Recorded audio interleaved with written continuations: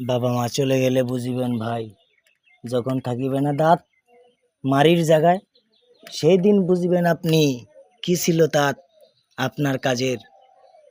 সেই বটগাছ যেই বটগাছ আপনাকে জন্ম দিছে, সেই বটগাছকে যদি আপনি মারতে চান তাহলে কেমন দেখা যায় একবার জানান, কমেন্টে আমাকে অবশ্যই জানাবেন। তাই তো সব ভাইদেরকে বলি, দাঁত থাকতে দাঁতের মর্ম বুঝুন, বাবা মা বাইসা থাকলে মাপ চেয়ে নিন। হয়তো বাবা মা মাপ না করলে হাসরের ময়দানেও মাপ পাবেন না, যতই আমল আপনি করেন, যতই কোটি টাকা আপনি ইনকাম করেন। আমার কথাগুলো আপনাদের কাছে খারাপ লাগতে পারে, খারাপ লাগলেও আমার কিচ্ছু করার নাই।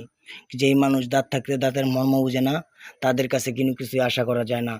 যারা বাবা মার সাথে নোংরা আচরণ করতে চায়, ওরা সন্তান নামে কলঙ্ক হয়ে যায়।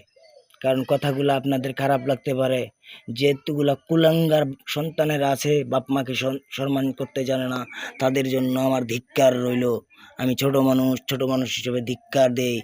তুমি ধিক্কার নিয়ে চলো ভাই, ভালো সফলতা অর্জন করতে পারবে না তুমি। তাই বাবা মার মনে যদি দাও তুমি কষ্ট, কেমন করে পাবে তুমি মিষ্ট?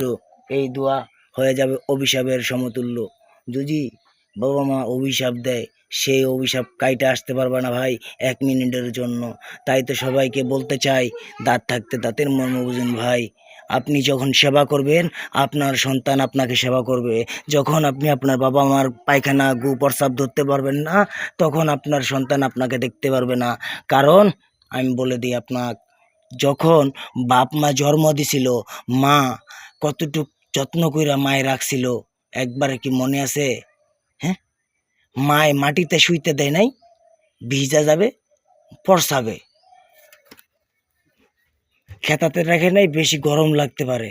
সেই মাকে যখন কষ্ট দেও, তখন কি একবার অনুভব হয় না কি ছিল, কিভাবে 10 মাস 10 দিন গর্ভে রাখছিল? সেই দিন কি মাকে কত লাথি গুতা দিছো একবারও ভুলে গেছো? কিন্তু মা সহ্য করছে সন্তানের লাথি। কত নির্মমভাবে সন্তান বাপকে মারতো, মাকে মারতো, সরি। সেই মাকেই যদি অবহেলা করো, হায়রে মানব জাতি, টাকা কামাই করছো কোটি কোটি, মাকে রাখো তুমি বৃদ্ধাশ্রমে।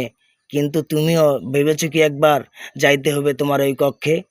নচিকেতা তো তাই বলেছিলেন, বৃদ্ধাশ্রম, ও বৃদ্ধাশ্রম।